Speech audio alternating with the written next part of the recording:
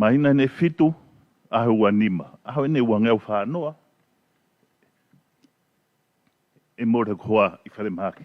For those who don't know who this person is, his name is Viliami Takau. And what Viliami is saying in this, it's been 7 months and 25 days, 240 days since his wife passed in the hospital. Ila henga whehu ia. O kai goa toko tahabe.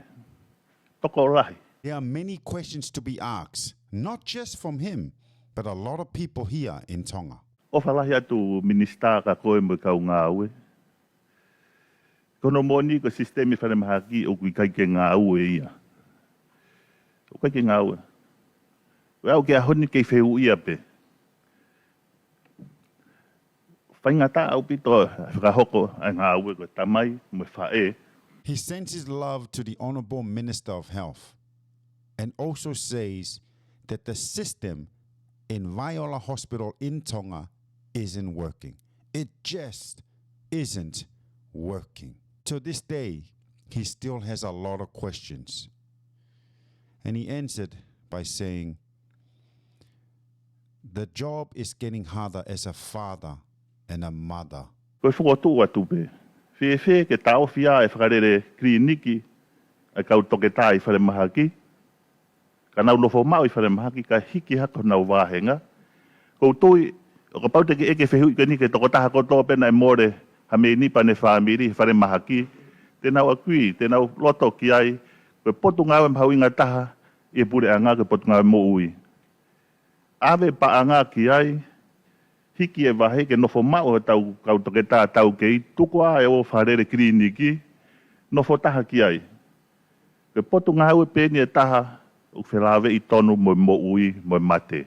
He advises the government that maybe we should put in more funds into the Ministry of Health to be able to raise the wages of the doctors, especially the experienced doctors, so the experienced doctors can stay in the Vaiola hospital instead of going out of the hospital and doing private clinics outside the hospital. Because, and he also mentions, that if you ask every single person that's lost their loved one in Vaiola Hospital, which department, which ministry is the most important ministry, I can tell you that they will all agree that the Ministry of Health is the most important because the Ministry of Health deals with life and death. Whai piki ngā whakalao, ka no moni na hui ngā pe whakahoka ngā ue koe ni, ke ua na more noa ia e mo I e hoa ke hoko I ko hoka ririu I e tau potu ngā moui. Peki ka hau. Viliami continues by saying he's taking his wife's case through law proceedings, and only reason why he's doing this is to make sure that one, his wife passing isn't in vain, and second, that if he does this through a law proceeding, it could change the system in the health department for the next person. Whewhe, ka onge paanga ka hiki ai wāhenga kau ngau e whare mahaki, kai rere iang. Nei osipe maroro koa, kou tau rere at muki u whoha, ke motu rou a hongono ongo tuhu. Whai ngata au pito ke u te aulau ki whare mahaki. Alo atu, sivi, tamahe toke tā, whai tawha, e pau ke tawha ia, ko pe ikai. Te aulau ki Nusila. Aulau ki Nusila, tamahe toke tā ai, o kai ki whema ui ke tawha e ue sia ne ave. Ke he mea tala mai hini, ke he mea tala mai Nusila. Tua ua e pe ia. He repeats his advice on putting in more money into the Ministry of Health to raise the wages of our health department staff. He continues by saying that a couple of months ago, he took his son to the hospital, and it was very hard for him to go to the hospital, but he had to take his son. His son did something to his fingers, and it was broken, and they went over there to the hospital, even though it was really hard for him to go to the hospital. And the advice that was given to him at the hospital that they need to operate on his fingers. He said, no, you're not gonna operate on my son. Took his son to New Zealand, and the advice that was given to him in New Zealand that operation would have been a bad choice because if you touch the nerves on the fingers, it would have been worse. Different advice was given to him here at Vaiola Hospital in Tonga. Different advice was given to him in New Zealand. Ka koe ki whakotō atu pe ia, Mao. Ends it by saying to remember the advice that he gave. Maybe put in more money into the Ministry of Health to raise the wages of the doctors and the nurses, especially the doctors, to stay in the Vaiola Hospital and stop going out and doing private clinics outside of the hospital. I'm going to end this video by commending Viliami Takau for this powerful statement and being brave enough to talk publicly about the challenges you've been through, especially with the Vaiola Hospital here in the Kingdom of Tonga. And what challenges, what challenges that was. Losing your wife just over 7 months ago, and then a couple of months ago, going through what you went through with your son, and getting different advice here in Tonga and a proper advice over there in New Zealand. And I'm also going to have a personal reflection as well. A couple of years ago, I had a stomachache. Man, bad stomachache. And I went to the hospital and they did some tests on my stomach. And the next day, the surgeon came in already with the gloves and getting ready to prep me for surgery. And they were saying to me it was my appendix. My wife said, no, we're going to be taking him to New Zealand. So at the end, I ended up flying that night. Lucky there was a flight that night, going to New Zealand, got into New Zealand, went straight into the emergency over there in Auckland, and did the same checks or different sort of tests, but similar on my stomach. And they said, no, it's not your appendix, it's your intestine. And if they had operated in Tonga, it would have been fatal. It would have been fatal. You know, it just thinking back to hearing those words and my wife hearing those words, it was bad. And this is coming in from someone who can hop on a flight and go to Auckland.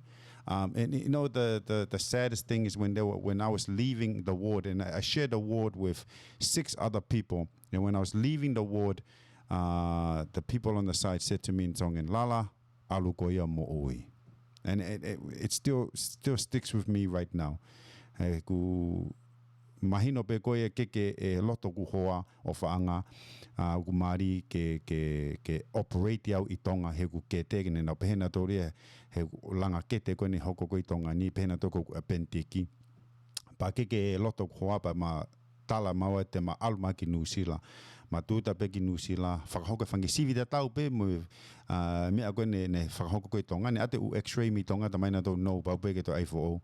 O tala mai, kako e pentiki kuia, koe intestine aku na uhinga langa o kete. Ka pā na operate o tafa i he pentiki, maha te umate ai pia uia.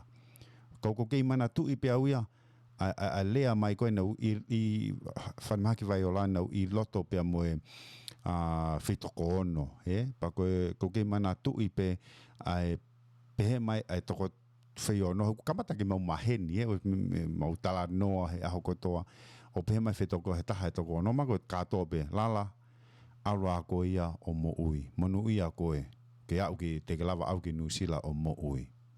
Koe mea mahu inga e lave mai koe a Viliami Takau koe ki ai. Poko mea tonge sio ke ai pore anga.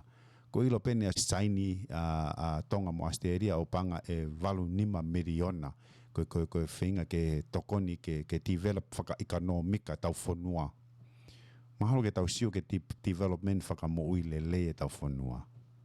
Koe mea mahu inga ke avese ni ti ke departmeni koe ia ai mo ui mo mate. Ko ofa atu ke he hoi ki minista koe ia ai mo ui. Ko ofa atu ki he potungau e mo ui, ofa atu ke pureanga, ofa pek tokoni, ai whangi vitio koe ni, koko uhingani ke tāpalasia i kai. Tokoni whangi vitio koe ni, ke ne hanga atu ke a mautolu, ai wheitu tonke mausio ko ki ai. Poko wheitu mahu inga ke mausio ko ki ai, koe potungau e mo ui. Lahe tālanga ki he airline, lahe tālanga ki he halapureanga, lahe tālanga ki he umea kehe i he tau whanua, ka kou sio ke mea mahu inga taha, ke tau sio ke whakahoko hanga aue, ke whare mahaki Vaiola I he tai mini. Heu ka mata ke lahi lahi ai more ai me mipa tau whamiri I Vaiola. Ai wheitu ko tongi tau alu ko ki ai ke hanga o maiha whea kau poka whaitoo ke tau mo uilele iai o lahi ka kai unau alatu pahanga ke lawe ko Viliami Takau e ne ongo I whainga taa ia he ave ane foha ki Vaiola.